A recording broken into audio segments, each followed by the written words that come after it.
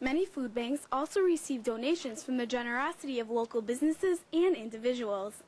Websites such as Priceline allow a person to book a trip themselves right online, but sometimes things don't go the way you had planned, and a representative would help you out of those situations. The program removed some 690,000 clunkers from the highways and gave an economic boost to an already ailing car industry, leading some to believe that the government should add money to Cash for Clunkers so that it could be run again. Along with the services these businesses offer, they have also created new jobs, which is a big help to those in the community during these tough economic times. The runners will be taking a 13-mile-long route along back roads like this.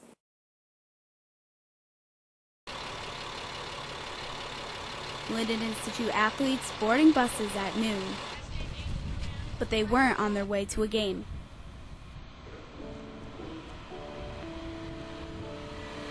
They were on their way to say goodbye to a teammate who died in a turkey hunting accident 5 days before.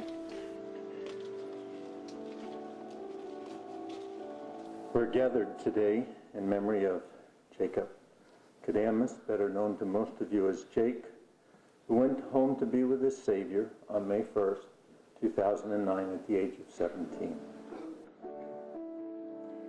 Hundreds gathered at the Union Baptist Church in silence and in tears. It's sometimes difficult to understand why things like this happen. But God promises us in the Bible that He loves us and cares about us in all circumstances. And so Kevin, Diana, Zach, Rebecca, your family, while I know this is horrible, I also know and am confident that God, who has sustained you in the past, is with you now, and He will be with you and carry you and support you through this. Playing Placid again. I saw Jake. But Jake's contribution to our program extended far beyond yards from scrimmage, touchdowns, and tackles. His immeasurables were much more important to us than his measurables. To begin with, his enthusiasm was infectious. He loved the game and shared that love with his teammates and coaches alike. Regardless of the score or situation, Jake could always be counted on for a positive attitude and his trademark smile that seemed to say, "I've got this, coach, don't worry." But I wouldn't be surprised if Jake is watching us now. He's probably got a grin on his face. He's probably up there snapping his fingers. And I can imagine Jake saying, "Hey, this is sweet. I brought 500 people to church today." It's been really hard knowing that he's gone, but the fact that I know that he's in heaven with Jesus Christ, and the fact that as long as we believe in God, then we'll be with him too, and he'll forever be in our hearts no matter what. A comforting thought for his teammates who carried him to rest, as well as the others who huddled up after the service for support, and were thanked by Jake's father, Kevin. Jenna, News 7, St. Johnsbury.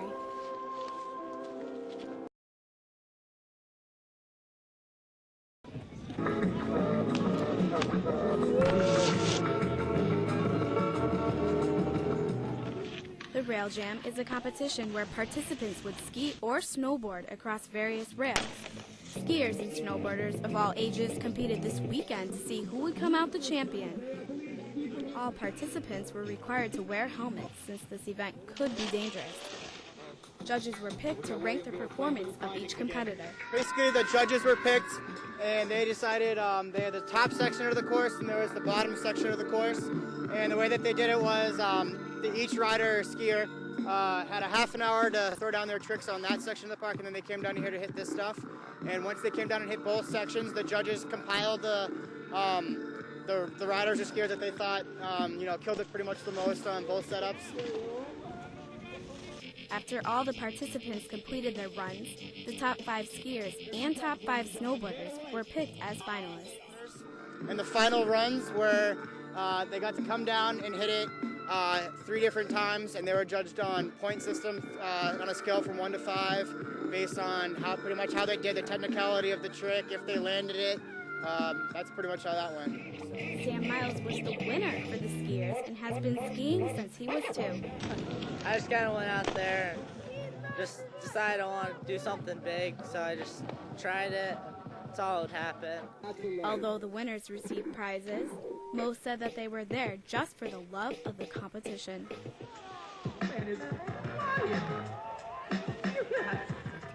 Jenna Tasillo, News 7, Burke Mountain.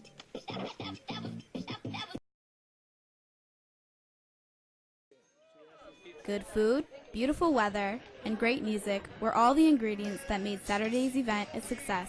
This year, Burke was able to get musicians Mark Broussard, Howie Day, and Gin Blossoms to headline the festival. Howie's a great fit for this. Gin Blossoms actually wanted to come up here and play, and they kind of kept wanting to get on the bill. And Mark was kind of in the area, and the agent that I was working with said, look, I take Mark Broussard. The festival planned to have adult contemporary artists to draw a more family-based crowd that everyone from young to old would enjoy. With over 1,500 people that attended, Burke was glad to see a great turnout. Last year we did about 2,200. This year, weather dependent, you know. This year they knew there was nothing over their heads, so I think all the locals waited to the last minute. Mark Broussard was the first band to appear, and his sound is described as Bayou Soul, which is a mix of funk, blues, R&B, rock, and pop. This festival was his first visit to Northern Vermont, and his biggest joy was gaining new fans who may have not been familiar with his music. It was a great crowd. I thought it was fantastic. You know, it's always fun to play for audiences that really aren't familiar with my music and win them over. You know, it's a lot of fun to play for new audiences and develop new fans. The second artist to play was epic recording artist Howie Day, playing hit songs such as She Says and Collide.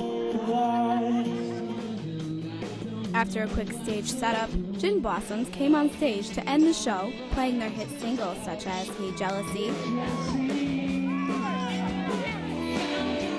Found Out About You. Leading vocalist Robin Wilson engaged the crowd by jumping into the audience and letting people play his tambourine. The crowd enjoyed all 3 artists and danced the afternoon away. Mark Broussard's next gig will be on the Conan O'Brien Show Monday night, and his new CD entitled Keep Coming Back will be released tomorrow in stores everywhere. Well, this is our 3rd time playing Conan, so 3rd time's a charm. Hopefully we get some things moving after that. Reporting in Burke, Jenna Tasillo, News 7.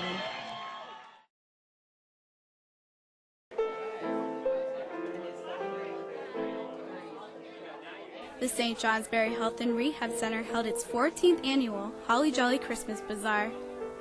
Residents of the home, as well as members of the community, were all welcome to attend and bring in the holidays a little early.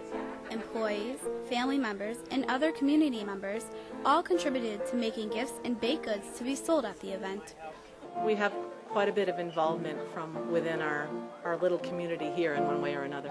And the St. Johnsbury Women's Club comes to help us every year to set up and to staff many of the tables, and they've been a big help to us through the years.